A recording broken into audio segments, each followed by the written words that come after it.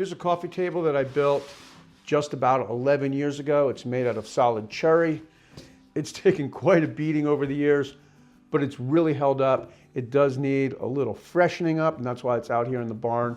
I'm going to give it a few more coats of finish, but before we do that, I figured we'd take a good look at this project. It's made out of solid cherry, which means the piece needs to expand and contract together. So you'll see that the top, all the wood grain is going in the same direction as the sides, and that includes this drawer divider.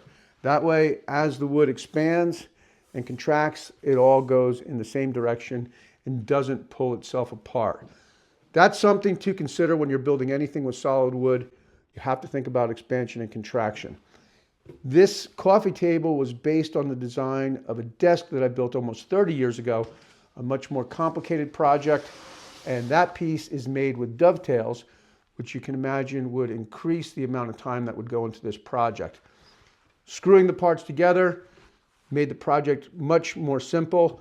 Yes, a screw going into end grain isn't really going to hold as well as a screw going into cross grain, but 11 years later, through a lot of use and abuse in my home, the table is still doing great.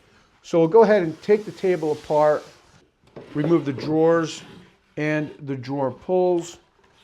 These drawers are very simple construction. You can see it's a rabbet in the front reinforced with 2 screws, a dado in the back reinforced with 2 screws, a little hot glue in the bottom and the back, and the bottom of the drawers are 3/8 Baltic birch plywood. That gives you a very heavy duty drawer that can really hold up to a lot.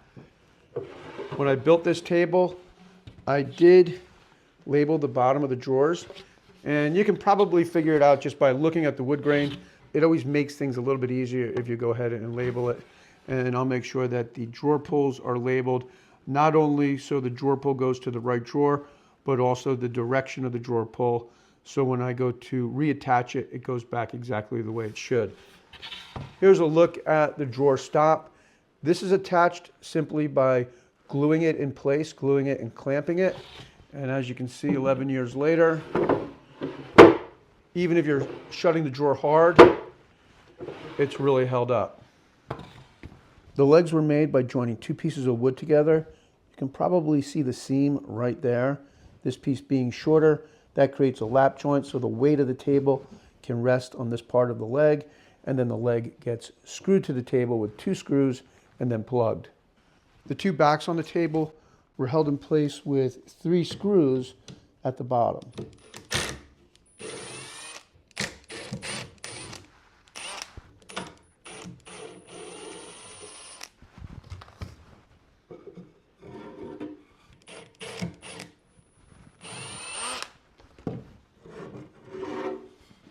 There's a big check running through this board, and I used this board on purpose because I wanted to add this Dutchman detail.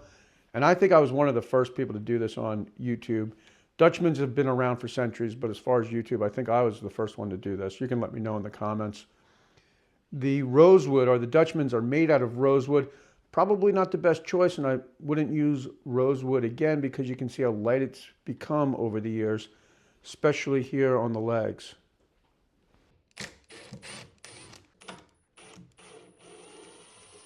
To get started on this cleanup, I vacuumed everything off first. Now I'm using a little dissolved dish soap to get anything sticky or oily that might be on the wood off. And look at the difference between the inside of the cabinet and the outside. So that's just being exposed to sunlight, and that's what happens with cherry. Cherry gets dark over time.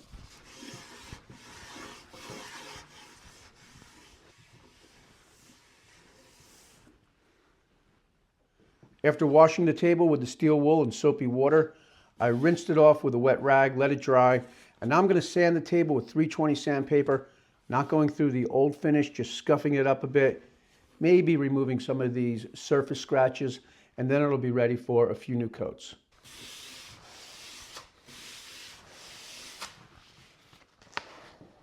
After sanding the top and all the parts, I vacuumed off the dust, and now the table's ready for finish. But before I apply the finish, I want to remind you that my woodworking videos are boring, unless you want to build a piece of furniture. If you'd like to build the furniture for your home or for a friend, I've got a ton of woodworking plans on my site, and they all have in-depth video tutorials right here on YouTube designed to help guide you through the project. So I hope that you'll check out my website at johnpeters.com and let me help you with your next woodworking project.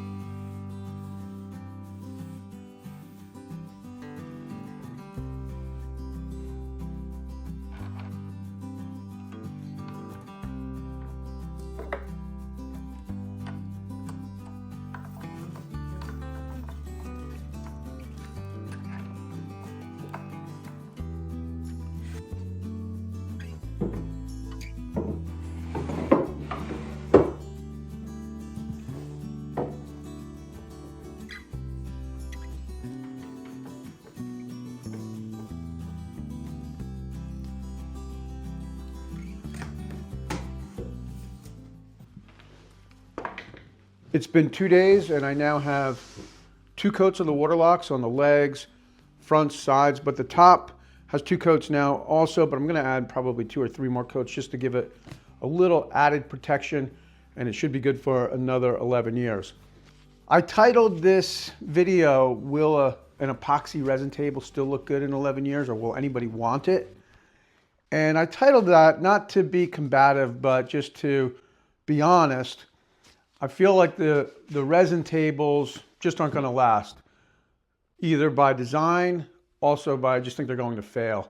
Wood expands and contracts, and I just got to believe that wood expands and contracts at a different rate than a big, thick pour of epoxy. I don't know for sure, and I'm not picking on the epoxy pour videos because I think a lot of those videos are really good.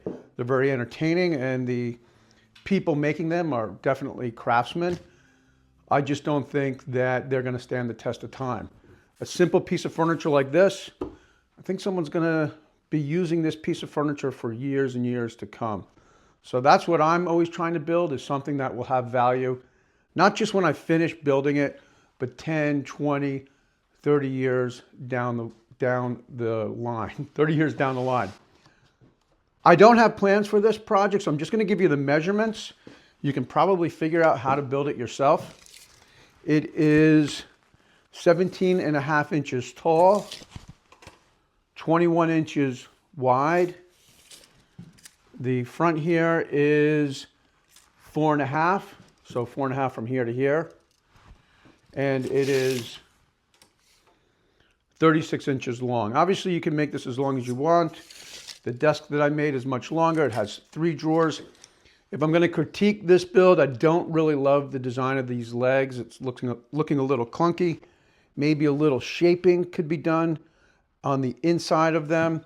The legs measure 2.25 by 2 inches, and they do have a slight taper. So pretty simple build. You're basically just building a box and putting some legs on it.